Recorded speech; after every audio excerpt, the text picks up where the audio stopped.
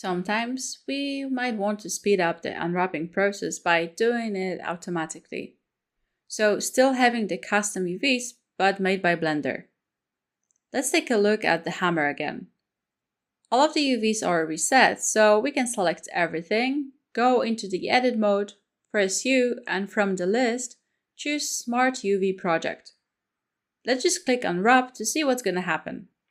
For this case, the UVs are looking really good, so now we can add our other texture. So let's add a shader editor at the bottom and create a noise texture. I will press Ctrl T on the noise texture to quickly add texture coordinate and mapping nodes. We need to change the texture coordinate type to UV and we see our noise texture. Let's make the noise a little bit more dense by changing the scale to something like 30 and it looks nice. It doesn't have any distortions at all, but we can see a lot of seams in random places. Let's try to unwrap it again and then change the same option in the window at the bottom. As we decrease the angle limit, more and more seams are being added and there are a lot of UV islands. When we increase the angle to 89 degrees, the Smart UV project will use as little amount of seams as possible, what will result in less UV islands. Another options for the Smart Unwrap are margin method, which changes the island's margin depending on the 3 different algorithms. And to make it work, we need to have the island margin changed to, for example, 0.01. Depending on the chosen method, the islands will be placed more close or further away from each other. I think the scaled option is the best.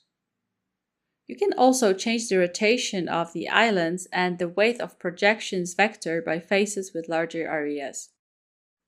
If you're using non-square texture, correct aspect will take image's aspect ratio into consideration and change the mapping to make the texture look properly.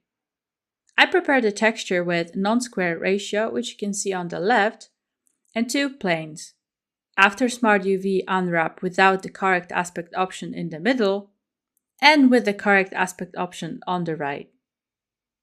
You can see that the plane on the right does have the good texture ratio now, but the image is cropped. If you're using image that is oriented horizontally, you might need to change the rotation method option too.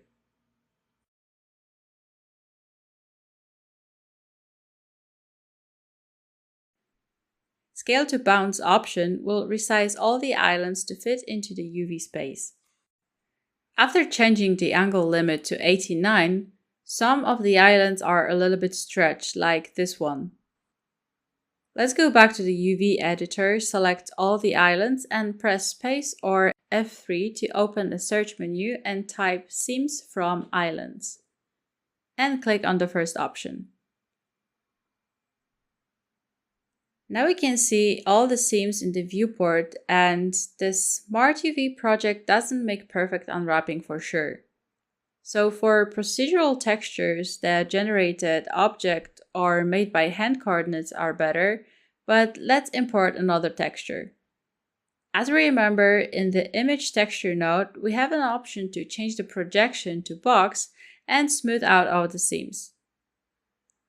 It is a seamless texture, what means that no matter how many times you repeat it, you won't see the transition. Now we'll adjust the Smart Unwrap to make the texture look okay with no stretch. We will change the mapping to box, but unfortunately this option is only for object or generated coordinates. Let's change it. And now it behaves exactly how we want it. When using image textures, the default mapping is UV. With generated and object coordinates, which works better in this case, Blender ignores the UV unwrap, that's why it looks better.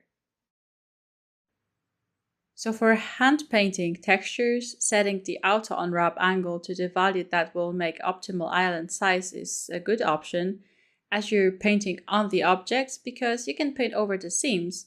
But for procedural textures, not so much.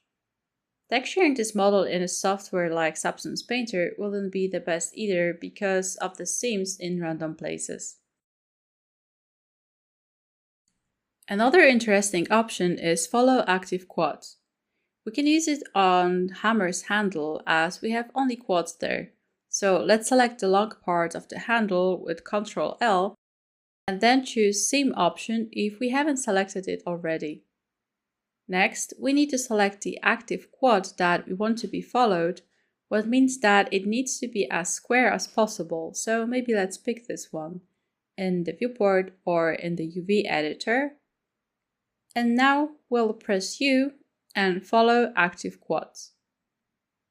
With the default method, we can see that all the faces were nicely straightened and the bottom, it's not perfect, but it's because of irregular shape of our object.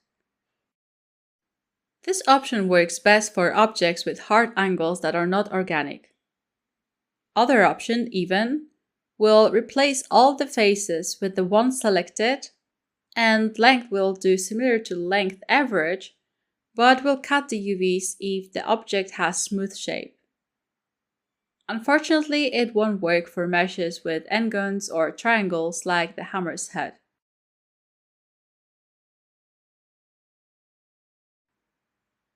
In the places that we had triangles, it just stripped the UV and left a hole. So remember to use it for quad-only geometry.